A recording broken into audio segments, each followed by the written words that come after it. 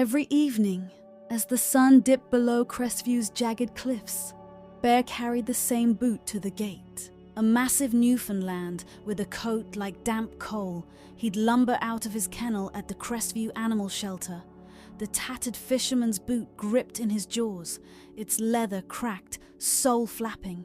He'd drop it by the rusted gate, sit and wait, his deep brown eyes fixed on the road winding past the harbor. The staff at the shelter, a grey clapboard building perched above the tides, called it his ritual. "Bear's got a ghost," they'd murmur, half smiling over their thermos mugs. Visitors puzzled over it, kids pointing, "Why's he got that old thing?" But on April 10th, 2025, Lena Marsh, 42 and hollowed out, watched him from the kennel steps, her hands stuffed in her coat pockets. She'd landed here 3 years ago, running from a life drowned in loss, her days now tethered to wet fur and paperwork. Bear's quiet vigil stirred something in her, an echo she couldn't shake. 4 years back, Lena's world sank when her sister Mara vanished. A fisherman's daughter like her, Mara had taken their dad's skiff out one stormy night, chasing a haul off the coast, her radio crackling. "I'll be back by dawn." She wasn't. The Coast Guard found the boat splintered on the rocks. No sign of Mara, just waves and silence. Lena had stood on the pier, rain soaking her, screaming Mara's name till her voice gave out. Their dad died 6 months later, heartbroken, leaving Lena alone with a house full of ghosts. She'd sold it, fled to Crestview, a town she'd never seen, to sweep kennels and dodge the sea's whispers. Bear had arrived a year after her, hauled in by a harbour master who grumbled. Found him by the docks, half-starved, clutching that boot. She'd paused. Could she manage a dog so vast with her own seams fraying? But Bear's steady gaze held hers, calm when hers wavered, and she signed on to stay. Bear was her constant now. Mornings he'd pad beside her, nosing her broom, tail swaying slow. Evenings he'd sprawl by her chair, ears twitching as she muttered about the day, her voice low. "Tough one, huh?" That April dusk, the air hung heavy with salt and fog, the sky bruising over the ocean. Lena watched Bear trudge out, boot in mouth, dropping it by the gate with a soft thud. He sat, staring down the road, his bulk a silhouette against the fading light. "What's out there, big guy?" she murmured. But Bear's eyes didn't flinch, locked on the empty curve. That night he didn't settle, pacing his kennel, circling back to whine at the bars, a rumble from his early days when gulls spooked him. Lena frowned, locking up, her boots scuffing the gravel. "You good, Bear?" He huffed low, gazing past her into the mist. The shelter buzzed with its rhythm, dogs barking, adopters chatting. But Bear's habit stood out. Every night that boot, same spot, same stare. Staff shrugged. "He's mourning someone." Lena tracked it, her notebook scribbled with time's curiosity gnawing. She'd lost Mara to the sea. Bear lost something too. She sensed it in his deliberate steps. Lena remembered Mara clowning around in that exact boot, claiming it was lucky, stomping through puddles yelling, "Captain Mara reporting for duty." She hadn't thought of that in years, but the memory flickered now, sharp and bright. One foggy evening, Bear dropped the boot and froze, ears up, a low growl rolling out. Lena stepped closer, squinting, a shadow flickering on the road. Then gone. Bear whined, nosing the boot, his hackles up. Her stomach flipped. A memory surged. Mara's laugh on the dock, her boots thumping the boards. She'd buried that sound, but Bear's growl dragged it up. By dawn, she grabbed his collar, resolve firming. "Show me, Bear." She led him to the docks where he'd been found, the boot tucked in her coat, waves crashing below. Bear dragged her across the damp pier, his paws slapping against the algae-slick boards. until he halted at a weathered buoy, half swallowed by dune grass, pouring at the sand as if digging for memory. Lena knelt, her fingers brushing something, a rusted buckle, half buried, matching the boot's faded brass. Her breath hitched. Mara had worn boots like that, hand-me-downs from their dad. "No way," she whispered, hands shaking. Bear whined, tugging her toward a jetty, barking at the rocks. She pulled her phone, flashlight trembling, more scraps, a shred of oilskin, a rope knot, all tangled in seaweed. Her chest tightened. Mara tying knots on the skiff, her voice teasing. "You're hopeless, Len." She'd run from that night, sealed it in loss. "Not now." "Okay, Bear," she said, voice steady. "Let's see." She called Officer Holt, her voice taut. "Found stuff by the docks. Bear led me. Looks old, maybe tied to someone." Ye Holt, gruff and windburned, sighed. "Lena, could be driftwood junk."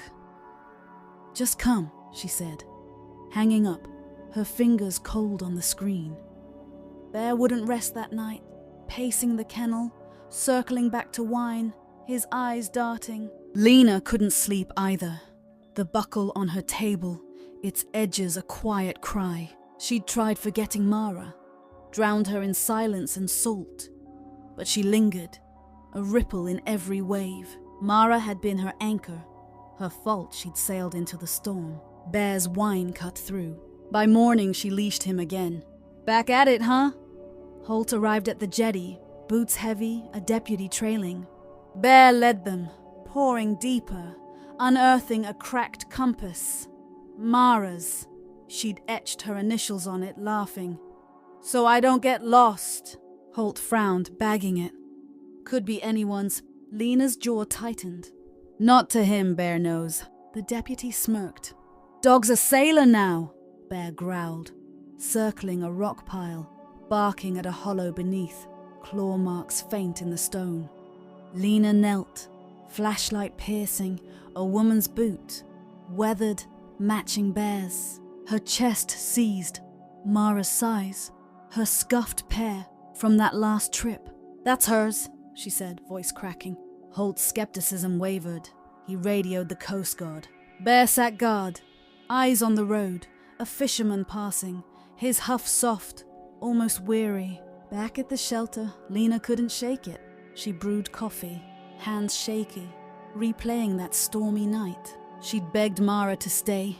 "It's too rough." Lost her to the sea's pool. Bear paced, then paused, nudging her toward the gate. She hadn't come to find, but Bear did. By noon, Holt called. "Boots old, DNA's a stretch, but we found wreckage offshore, skiff pieces, could be..." He paused, Lena's knees buckled. Bear pressed against her, steady. She'd lost her sister, her dad, herself. Bear had pulled her back once.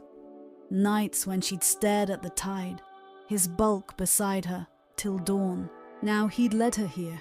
The Coast Guard swept the coast, buoys bobbing, the town whispering. Lena sat with Bear as Holt briefed her. "Wreck's a match, skiff's hers. Storm took it. But we found a log, washed up. Says she survived. Drifted." Her throat closed. "Mara alive?" Holt softened. "DNA's on the boot, might confirm." A week later, it did. Mara Marsh, lost at 38, stranded miles north, alive till recently. That evening, Bear didn't bring the boot. Lena frowned, stepping out, heart pounding. A figure limped up the road, weathered, grey-haired, a woman leaning on a stick. Bear bolted, dropping beside her, whining, tail thumping. She froze, then knelt, trembling. "Bear! My Bear!" Her voice cracked like a sail in wind, low, unsure. "Len, is that really you?" Lena caught a whiff of tide and pine and time itself, of storm survived, the scent Mara carried from their dad's old jacket, and didn't answer. She couldn't, she only nodded, eyes brimming. Bear leaned into them both, tail sweeping the dust like a brush on canvas. Lena approached, breath short. "You know him?" She nodded, eyes wet. "Had a newfie," Left him on the dock that night. Storm hit. I washed up, couldn't get back. A head injury stole years, but Bear's nudge broke through. He waited, Lena whispered, tears falling, recognizing Mara's eyes, older now. She stood there, watching Bear nuzzle her, and realized it. He'd stopped. Not from weariness, but peace. He'd found her. Months later, Lena sat on the pier, Bear beside Mara, a grey giant in Crestview's harbour. Mara, frail but mending, told stories of survival. Bear, listening, calm. Lena volunteered still, her voice steady, teaching kids not tying Mara's compass in her pocket. The Gazette ran it. The dog that waited 4 years and found the woman the sea took. Flowers piled by the gate, a plaque rose. For Mara, found by Bear. People drove to Crestview from other states to see the dog who never gave up, leaving fishermen's boots at the gate as symbols of hope. Some said Bear helped them believe in second chances. Others just left a boot, whispering names they'd lost to time. A new sign hung there. When someone waits, they'll always be found. One dusk, Lena sat by the gate, a boot beside her, silent. Bear's eyes caught the sunset, glinting fierce and true, a keeper of lost ties. "You knew, didn't you?" she murmured. "All this time you never let go, so I wouldn't have to." She paused, her voice softening. "I thought I came to Crestview to forget. Turns out I came here because he remembered."